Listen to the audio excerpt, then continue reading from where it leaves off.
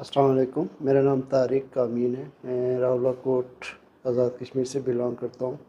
आज से 3 साल पहले हमारी गाड़ी का एक्सीडेंट हुआ जिसमें मेरी मिसेस को मोरों की प्रॉब्लम थी और उसमें प्रॉब्लम ये थी कि एक तो उनकी टांगों में भी बहुत ज़्यादा दर्द था और गर्दन में उनके बहुत ज़्यादा मोर की वजह से प्रॉब्लम थी और इसकी वजह से ये था कि वो गर्दन के नीचे भी उनको दर्द महसूस हो रहा था। तो इस सिलसिले में हमने मुख्तलिफ़ न्यूरो सर्जन से चेक करवाया है और फाइनली उन्होंने ये ओपिनियन दिया है जी कि अगर ये मेडिसिन लेके जाएँ और फर्दर दैट आप अगर इससे कोई फ़ायदा नहीं होता तो फिर ऑपरेशन होगा।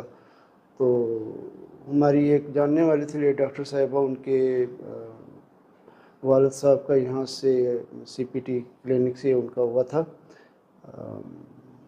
सेशन हुए थे कुछ, तो उन्होंने हमें रेफ़र किया कि आप वहाँ पे चले जाएं।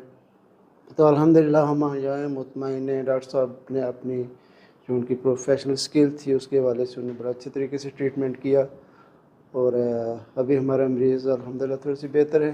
डेफ़िनेटली टाइम तो लगता है, जब आप इलाज करवाते हैं तो वो बॉडी को सेट होने में टाइम तो लगता है। तो होपफुली कि जी इंशाल्लाह आगे भी बेहतर होगा।